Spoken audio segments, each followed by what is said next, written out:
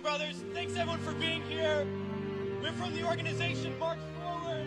We are here to say to all those serving in the Army and the Marines and the Air Force and the Navy that you have the absolute right to refuse to take part in these criminal wars, and that's a right that all of you should exercise. You have no reason to go put your life on the line and kill and die for profit.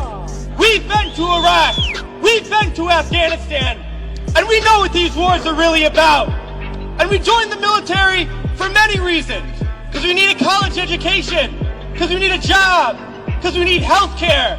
And then we joined the military, and they tell us that our enemies are poor people in caves in Afghanistan, or poor people in the deserts of Iraq. But we've been to those countries, and we know that our enemies are not other poor people abroad. Our enemies are the people that laid us off from our jobs, that denied us health care, that make it impossible to get an education. Our enemies are not in the poorest countries on the planet, but right here in the richest one. The occupations of Iraq and Afghanistan alone are costing over $700 million every single day. This is a crime every single day, while so many of us are hurting. Well, I think all of us here and the vast majority of people in this country would agree that we can spend $700 million a day better than bombing people that we have no reason to bomb. We can spend $700 million a day rebuilding those countries we've destroyed. We can spend $700 million a day caring for the veterans we get home when they get home, and then we can spend $700 million a day giving every single person health care, a college education, a job, and a livelihood, and a home. That's what we need to be spending our money on. But this government is not going to do that. They're not going to use the money in that way. They're not going to end the wars. And they're not going to do it because it's not our government. It's their government.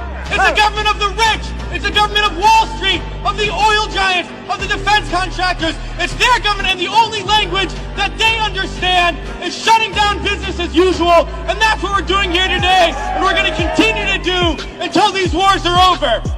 It's crystal clear now that these wars are going to continue and expand and go into other countries. That is the trend. That is what we know, that there is perpetual war, and it's only going to stop if the people stand up and stop it. And that's what we're going to do, sisters and brothers. A lot of people ask me, what do we do?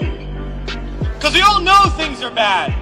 We all see the atrocities on TV. We read about it. We experience it. People always ask, what do I do? Because we always want to know what to do. Do we vote? Do we support a politician? Do we join an organization? What do we do? Well, I'll tell you what we do. It's simple. We fight.